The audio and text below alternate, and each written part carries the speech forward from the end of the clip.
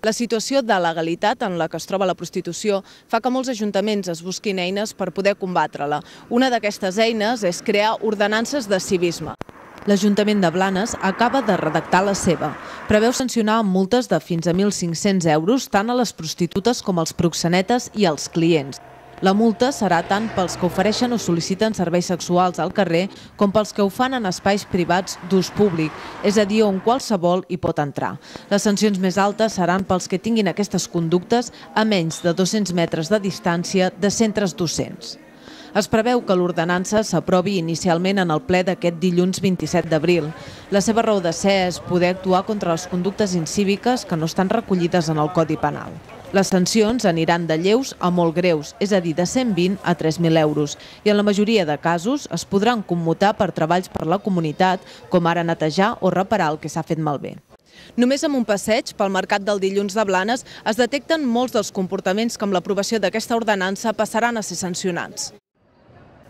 La venda ambulant no autoritzada és una d'elles. També tirar les cartes, fer tatuatges al carrer o bé oferir juguesques. Pel que fa a la mendicitat, se sancionarà quan es consideri que es fa assetjant el ciutadà. L'ordenança també prohibeix els grafits que es facin sense permís, així com qualsevol destrossa del mobiliari urbà. Seran considerats infracció greu quan es facin en senyals de trànsit, vehicles, sigui transport públic o privat, i elements de parcs i jardins, i molt greu, amb multa de fins a 3.000 euros, si es fan en monuments o edificis catalogats o hi ha reincidència. Penjar cartells fora dels llocs marcats per fer-ho, deixar papers com ara publicitat llançada pel carrer o exhibir anuncis enganxats al vidre dels vehicles també se sancionarà. Es permetran jocs com els de pilota o monopatí sempre i quan no suposin un perill per als vianants ni facin malbé el mobiliari urbà.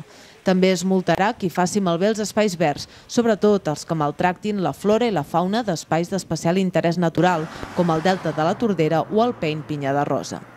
Escopir, orinar o defecar al carrer, banyar-se a les fonts ornamentals, fer vida als bancs, llançar papers a terra, fer escàndol a la nit o beure alcohol a la via pública també passaran a considerar-se infraccions. Segons recull l'ordenança, quedaran prohibits els discotours, és a dir, les visites guiades per a joves a diferents bars i discoteques fomentant el consum abusiu d'alcohol. També es regulen les activitats a la platja. Es prohibeix acampar-hi, posar la música massa alta, fer un mal ús de les dutxes o oferir-hi serveis com els de massatges. Es preveu que aquestes normes de civisme entrin en vigor al mes de juliol, a ple estiu, quan més habituals són aquestes conductes.